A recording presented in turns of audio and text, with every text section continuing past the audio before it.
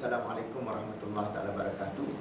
Pagi ini saya akan bagi beberapa kaedah terapi bioherbal, nutrisi getaran untuk mencegah penyakit kronik dan juga terapi-terapi yang kita akan bagi dan tips-tips untuk kesihatan. Jadi setiap keluarga kita akan menghadapi banyak masalah. Jadi kita lihat dari segi aspek keluarga kita, ada tak mereka ini sihat walafiat, ada tak mereka cemerlang dalam hidup mereka, adakah mereka boleh belajar dengan tenteram dan tenang, adakah mereka ada penyakit-penyakit kronik seperti kencing manis, darah tinggi, sakit jantung, sakit sendi dan bermacam-macam masalah yang kita hadapi daripada cara hidup, pemakanan yang tidak seimbang dan juga kaedah-kaedah yang silap. Jadi saya akan bagi tip-tip 10 minit dan setiap satu tip itu akan ada subtitlenya supaya kita sama-sama boleh meningkatkan satu, kesihatan diri kita, yang kedua kesihatan keluarga kita, yang ketiga kesihatan masyarakat kita, supaya dengan itu kita adalah dapat memperbaiki kejayaan diri, keluarga, agama, bangsa dan negara. Jadi ini penting supaya sama-sama kita fikirkan dan sama-sama kita aktifkan. Dan bila anda dah belajar tip-tip 10 minit ni, anda boleh jadi apa yang saya akan lantik anda bila dah lengkap, dah tahu, kita test lah. Anda jadi orang kata Dr. Azimov Holistic Wellness Coach. Bukan terapis lah, coach. Coach maknanya tahulah tenang bola, tapi bukanlah jadi pemain bola kan. Jadi bolehlah bagi idea. Jadi kita akan buat ini, bukan recording hari ini juga. Bila ada masa nanti recording yang lain, tiap-tiap minggu mungkin kita ada 4 topik, 4 subjek, 5 subjek dan sebagainya tentang kesihatan. Dan kalau ada masalah, tulis masalah itu dan kita akan gunakan masalah itu sebagai satu tajuk dalam tips mingguan saya, supaya nanti kita akan ada satu hierarki yang penuh. Umpamanya ada orang dia ada kanser, macam mana nak mengatasi kanser usus, umpamanya dia khusus.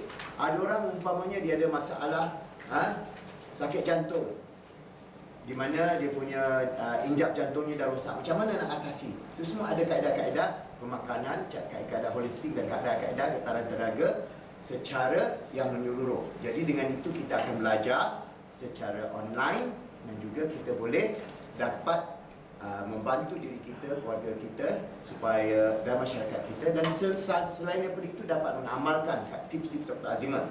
Dan lepas itu pemakanan kesihatan kita dan sebagainya. Dan insya-Allah sambil itu juga boleh dapat habuan dari segi memain peranan dalam network Dr. Azimov Global Network yang kita sudah lancarkan ini. Okey. So kita mula dengan satu tajuk yang pertama pada pagi ini, adalah tajuk apakah gaya hidup moden kini ini, dan apa masalah yang kita akan hadapi dari segi hidup moden sekarang ini. Jadi kita lihat di sini, kita hidup dalam keadaan moden ni dia berbeza. Kalau kita dulu hidup di kampung, masalahnya mungkin masalah-masalah penyakit-penyakit seperti malaria sebab jangkitan malaria, penyakit-penyakit yang sebab air tak bagus dan sebagainya, jangkitan kuman dan sebagainya. Tetapi sekarang kita dah berubah, jenis penyakit dah berubah disebabkan oleh gaya hidup yang berubah. Dan gaya hidup sekarang lebih negatif, maknanya kita ada masalah dari segi satu, gaya hidup moden ni dia banyak stressful. Stres akan mengubah diri kita, tekanan akan menyebabkan sel kita beroperasi pada mode yang boleh membuat tekanan darah meningkat dan menyebabkan hormon-hormon dan metabolisme hormon itu terganggu.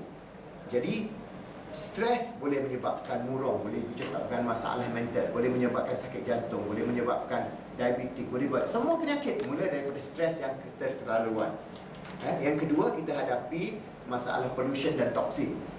Toksin dalam badan, kita banyak makan makanan yang diproses, makanan-makanan dengan herbicide, pesticide, semua suicide-nya barang lah, semua yang ada dalam kita punya pemakanan sekarang. Dan pollution dari segi environment kita dah tak bersih. Udara yang kita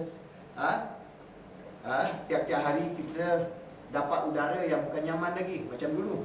Udara sekarang penuh dengan asap, habuk, exhaust kereta, exhaust kilang, macam-macam. Dan lain-lain masalah yang boleh menyebabkan penyakit. Jadi, bagaimana kita nak mengatasinya? Bagaimana kita nak mengatasinya? Satu, kita perlu ubah gaya hidup kita dan cara pemakanan kita. Kalau kita lihat makanan yang kita ada kat sini, anda lihat makanan, semuanya sedap-sedap. Tetapi pemakanan yang sedemikian ini bukanlah pemakanan yang baik untuk badan kita. Pemakanan jenis macam ini akan menyebabkan kita menghadapi masalah kolesterol tinggi, darah tinggi, kencing manis, kanser dan sebagainya. Jadi kita kena first tukar gaya hidup kita kepada pemakanan yang lebih holistik. Dan bab-bab yang akan datang saya terangkan apa pemakanan yang holistik. Jadi gaya hidup yang kita perlu lakukan ialah satu, ubah cara pemakanan kita supaya kita lebih makan makanan semula jadi, natural food. Jadi natural food ini banyak. Seperti juga datuk nenek moyang kita makan, kita boleh makan natural food. Saya akan bagi detailnya. Yang kedua, masalah yang kita hadapi ialah kita makan terlalu banyak.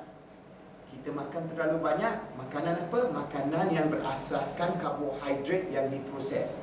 Karbohidrat yang diproses seperti umpamanya kita katakan nasi. Pelik juga, nasi diproses. Ya, nasi, beras yang kita makan bukan beras perang. Beras perang dia ada antioksidan. Lapikan perang tu, antioksidan, vitamin, mineral semua kita dah polish. Yang hasil perang tu dicampur dengan makanan haiwan. Jadi ayam jadi sihat, manusia jadi berpenyakit. Sebab diproses. Manusia sudah bijak sangat diproses. Tepung pun kita proses secara yang halus. Jadi dia mengeluarkan karbohidrat dengan glycemic index yang sangat cepat.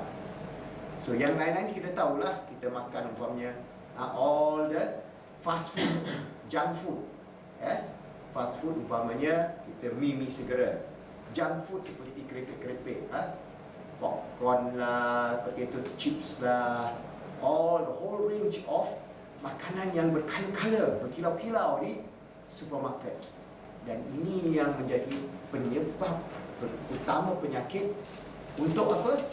Kanak-kanak dulu. Lepas itu bila dia membesar, teenager, dia pun masalah. Masalah dia apa? Jerawat, jeragak, gemuk, lemah badan, lemah minda, lemah semua.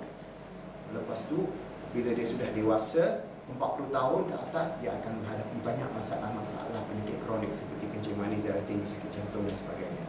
Semuanya berpunca dari obesity atau masalah kegemukan. So kita kena balik kepada keadaan berat badan kita itu mestilah seimbang supaya kita tidak gemuk. Dan ada banyak tips untuk kita, tips praktikal yang kita boleh lakukan untuk mengatasi masalah obesity ini. Satu, saya terangkan tadi, kita makan makanan yang ala kampung. Kita makan banyak ulam, banyak buah-buahan. Tempatan pun boleh, tak perlu buah-buah important. Makan makanan seperti jambu, jambu batu ke, jambu air ke, tembikai ke, buah-buah tempatan rambutan ke, semua boleh. Ikut musim lah apa yang ada. Ataupun buah-buah important seperti anggur ke, apple ke, pear ke dan sebagainya. Kita banyakkan diet kita itu dengan makanan-makanan di mana kandungan karbohidratnya rendah. Dan yang kedua, dia punya glycemic index dan glycemic loadnya rendah. Jadi dia akan lambat hadam dan lambat mengeluarkan glukos. Dan bila lambat mengeluarkan glukos dan dengan serat yang sangat banyak, dia dapat melambatkan proses penyerapan, penukaran daripada usus menjadi glukos. Dan di situ kita akan dapat tenaga dan tidak menjadi gemuk. Ini tips pertama pagi ini. InsyaAllah saya akan bagi tips yang kedua.